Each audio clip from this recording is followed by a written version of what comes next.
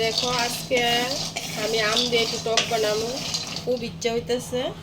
তো এই কারণে একটু বাদাম ভাজিয়ে নিতেছি। প্রথমে বাদামটা ভাজিয়ে নিই।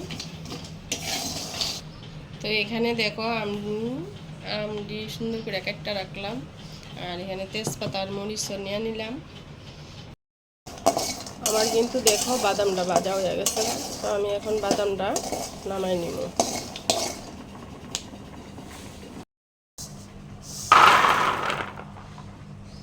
দেখো বাদামটা এখন আমি কুলার মধ্যে নিয়ে নিছি। চুকলাগুলো এখন ঠান্ডা হইলে ছাড়ামো, ছাড়া তারপর এটা ফ্রেশ করো। এখানে দেখো আমার নারকেল কুড়ানো কিন্তু হয়ে গেছে। তো নারকেলটা এখন আমি মিক্সচার মেশিনে দিয়ে একটু ফ্রেশ করে নিব। তো নারকেলটা আমি একটু ফ্রেশ করে নিই। তো এখানে দেখো আমার নারকেলটা কিন্তু ফ্রেশ করে নিলাম। তো এখন আমি বাদামটা একটু ফ্রেশ করে নিব।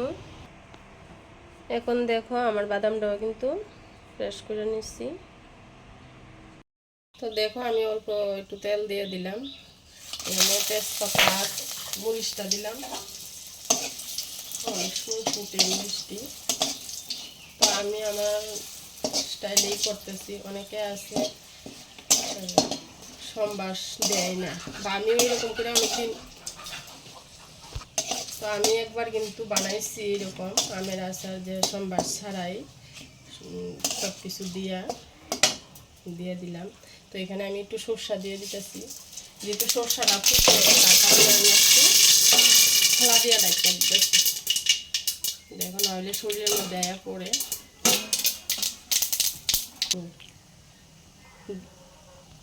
তো এখন আমি একটা একটা করে আমটা দিয়ে দিচ্ছি, একসাথে দিলে হয়তো তেলটা আবার শুইলে পড়বো, এই কারণে। তো আমি অল্প একটু হলুদ দিয়ে দিতেছি, অনেকে না হলুদ দেয় না, যদিও না দিলেও হয়। তো আমি একটু দিতেছি হলুদ। এখানে পরিমাণ মতো লবণটাও দিয়ে দিলাম।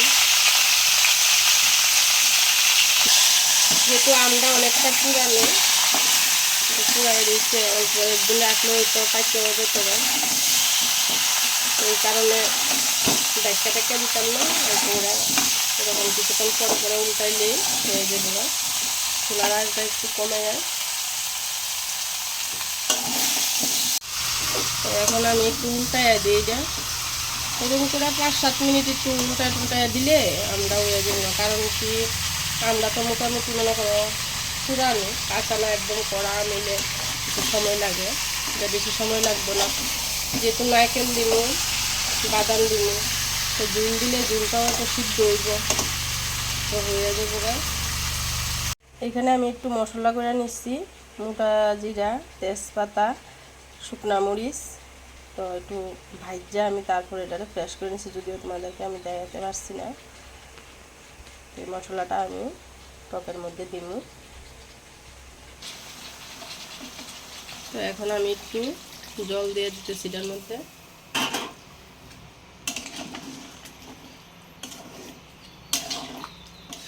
আমি এখন নারকেলটা দিয়ে দিব।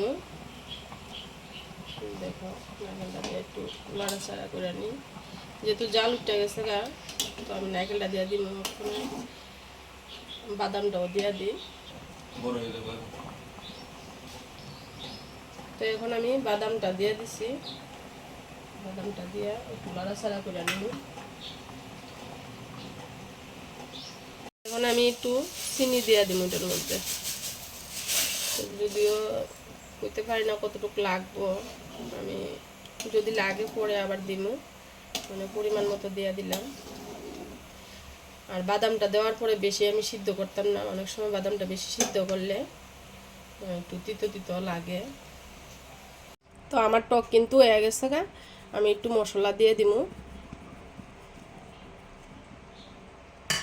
দেখো আমি মশলাটা দিয়ে দিচ্ছি, মশলাটা দিয়ে বেশিক্ষণ সময় রাখতাম না, অল্প একটু নাড়াচাড়া করেই নামাইলামও। তো আমার টক হয়ে গেছে গা। তোমাদের সাথে আজকে টকটা বানাইলাম, যে আমি শেয়ার করলাম, কীরকম লাগলো একটু বলবা। আর আমি একটু পাতলাই রাখছি ঝোলটা, যেহেতু আমের টক বানাইছি। তো বাই বাই।